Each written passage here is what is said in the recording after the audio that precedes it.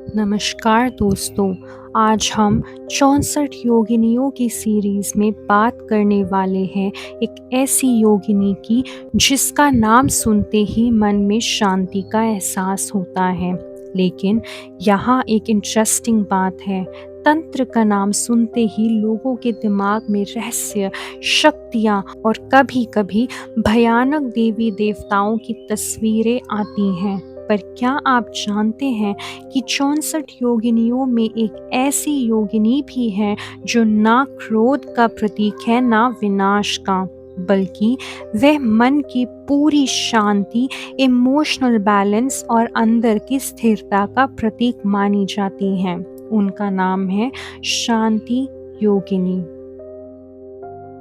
शांति योगिनी को हिंदू और बुद्धिस्ट तंत्र दोनों परंपराओं में बहुत महत्वपूर्ण माना गया है। वे 64 प्रमुख योगिनियों में 5वें स्थान पर आती हैं, जहाँ कई योगिनी प्रकृति की रॉ और इंटेंस एनर्जीज को दर्शाती हैं।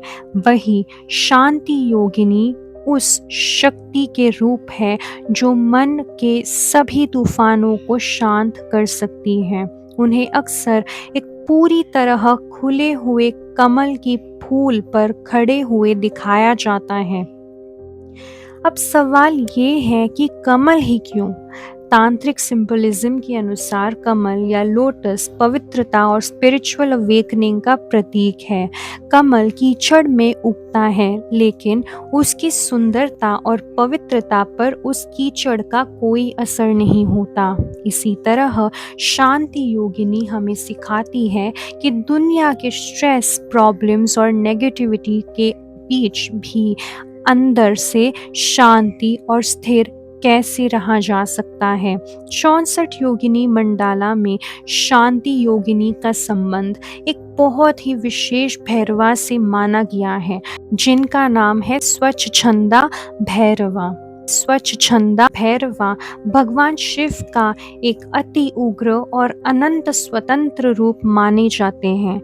यहाँ एक बहुत गहरा सिंबलिज्म छुपा हुआ है। एक तरफ है स्वच्छंदा भैरवा की अपर, बेकाबू और कॉस्मिक एनर्जी, और दूसरी तरफ है शांति योगिनी की पूरी शांति और स्थिरता। दोनों मिलकर बताते हैं कि असली आध्यात्मिक शक्ति तब आती है जब ऊर्जा और शांति दोनों संतुलित हो जाएं। तांत्रिक और कला चक्र परंपराओं में एक और रोमांचक विचार मिलता है।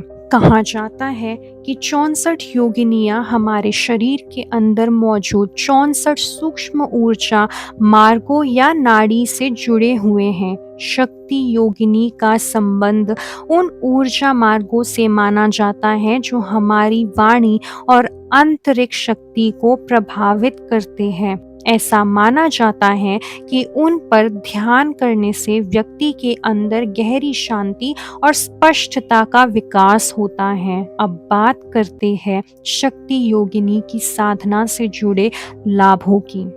तांत्रिक परंपरा के अनुसार लोग उनकी उपासना किसी बाहरी शक्ति के लिए नहीं, बल्कि अपने अंदर की आस्था, मन को शांत रखने के लिए करते हैं।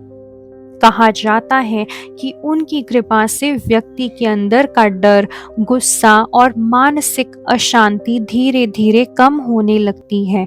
उनसे जुड़ी सबसे बड़ी सिद्धि मानी गई है अपने मन पर नियंत्रण। आज के समय में जब एंजाइटी, ओवरथिंकिंग और स्ट्रेस आम बात बन चुकी है, ये सिद्धि और भी महत्वपूर्ण लगती है। तांत्रिक ग्रंथों में ये भी उल्लेख मिलता है कि योगिनी साधना के माध्यम से साधक अपने चारों तरफ से एक सकारात्मक और सुरक्षित ऊर्जा क्षेत्र का निर्माण कर सकते हैं। इसी वजह से शांति योगिनी को स्पिरिचुअल प्रोटेक्शन से भी जोड़ा जाता है। अगर हम पारंपरिक साधना की बात करें तो कहा जाता है कि शांति योगिनी की साधना शुरू करने के लिए फ्राइडे, पूर्णिमा या गुरु पुष्य नक्षत्र को शुभ माना जाता है। साधना आमतौर पर 9 बजे के बाद एक शांत और अलग स्थान पर की जाती हैं। इसमें 64 योगिनी मंत्रों का जाप, योगिनी यंत्र या योगिनी गुतिका के सामने ध्यान लगाना शामिल हो सकता था। लेकिन याद रखिए, ये सब पारंपरिक तांत्रिक प्रैक्टिसेस है और इन्हें बिना किसी योग्य गुरु के मार्गदर्शन करना उचित नहीं माना जाता। शांति योगिनी की सबसे बड़ी सीख शायद ये है कि असली शक्ति बाहर की दुनिया को जीतने में नहीं, बल्कि अपने अंदर के शोर को शांत करने में है।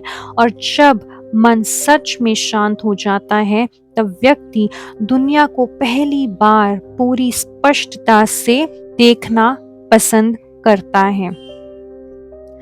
तो दोस्तों, ये थी 64 योगिनियों में 5वीं योगिनी शांति योगिनी की कहानी और उनसे जुड़े रहस्य।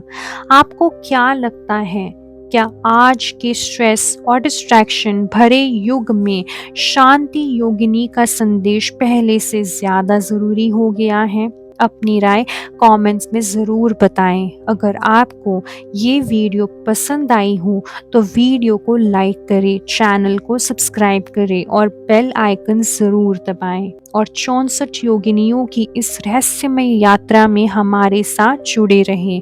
मिलते हैं अगली वीडियो में एक और अद्भुत योगिनी के साथ। हर हर महादेव।